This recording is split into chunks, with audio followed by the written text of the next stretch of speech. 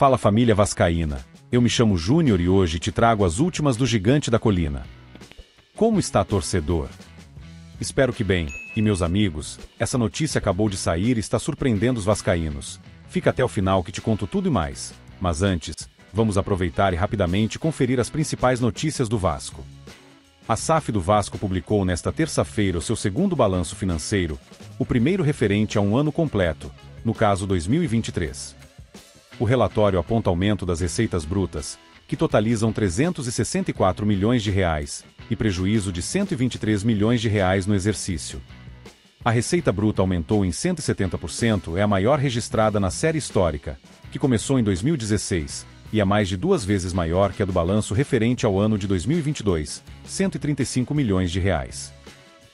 O prejuízo se dá por causa do aumento nos gastos operacionais, que retratam diretamente os investimentos realizados no elenco, com mais custos e despesas de pessoal, como pagamento de direitos de imagem, benefícios, manutenções e serviços necessários para a operação do clube.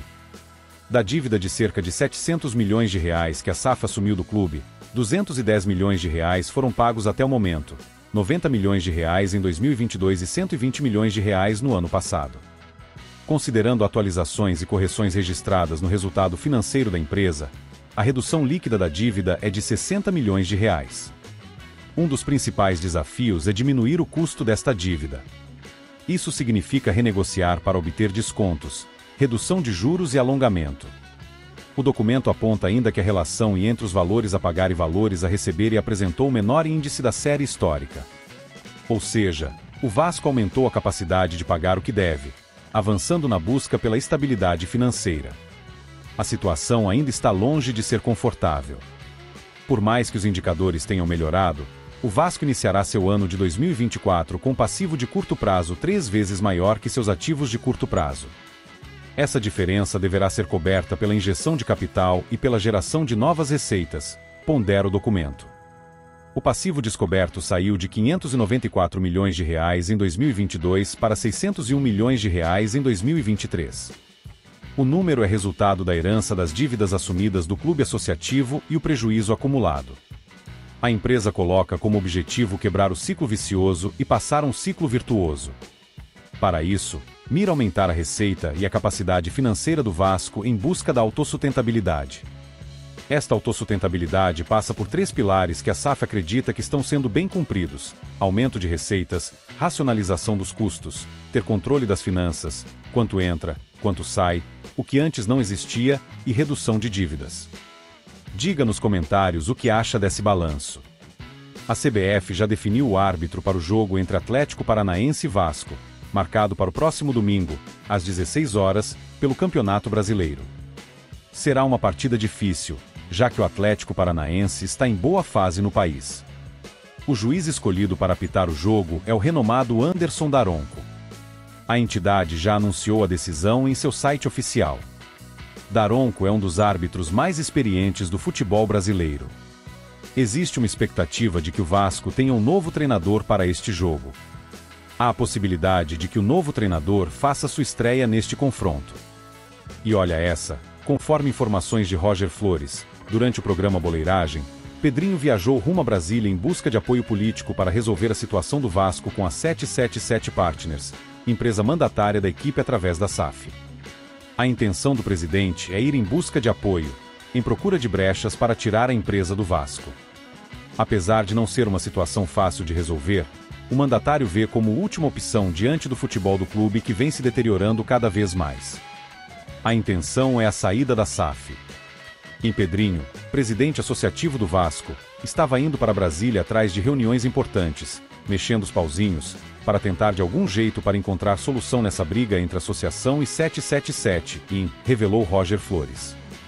Apesar de não ter revelado quais estratégias o presidente pretende tomar para que isso ocorra, existe um entendimento interno que a forma de trabalhar da SAF visa apenas o lucro financeiro e não a evolução da equipe e a busca de títulos. O que acaba preocupando internamente. Apesar da saída de Ramon Dias do Vasco, há uma reviravolta inesperada no clube em relação ao preparador físico Diego Pereira. Embora se esperasse que ele também deixasse o Gigante da Colina, uma possibilidade surpreendente está em jogo. O motivo é que foi Ramon Dias quem trouxe Diego Pereira para o Vasco. Os dois chegaram juntos ao Cruzmaltino.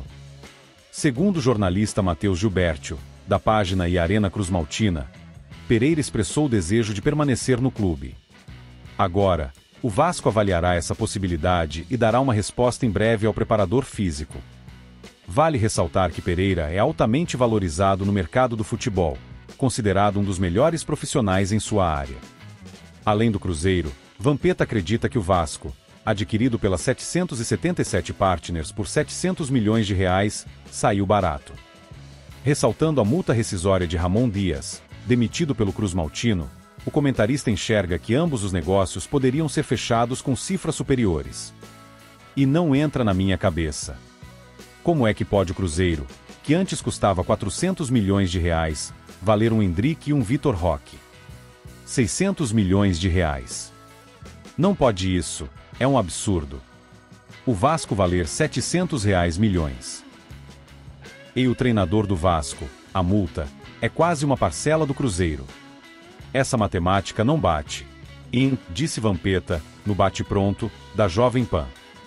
Ressaltando que Pedrinho não pode interferir na SAF, Vampeta avisou que o rebaixamento é uma ameaça real na sequência do Brasileirão.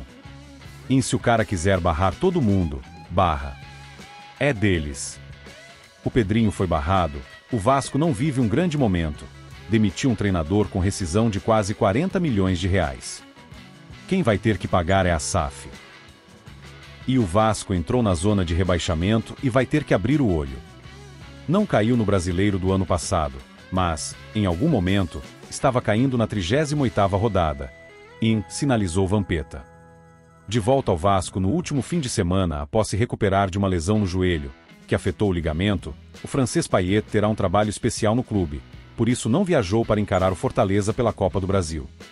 A estratégia passa por dar minutagem gradativa ao meio-campo e tirá-lo das partidas com maior exigência física. A ideia é poupar Payet de jogos mais pesados para que ele não regrida na sua evolução.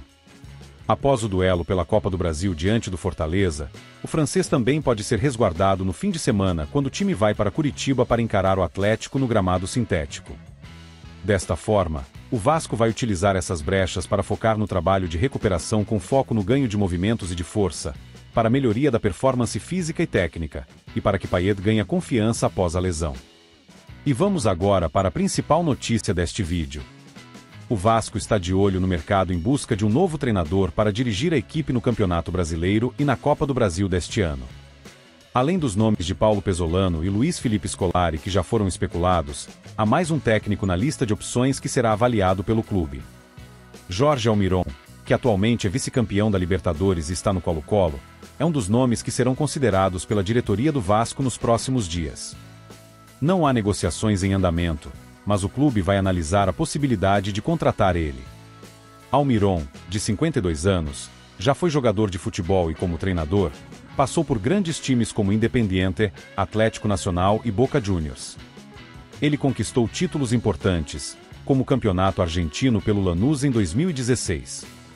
É um profissional bastante gabaritado no futebol. Provavelmente, não sentiria a pressão de trabalhar em um clube de massa como o Gigante da Colina. E você, torcedor, aprova Jorge Almiron no Vasco? Ou acha que Pesolano seria melhor? Diga aqui nos comentários. Vale dizer que esses nomes serão avaliados pelo clube. Muito obrigado por assistir até aqui, e não se esqueça de deixar aquele like, se inscreva no canal. Até mais.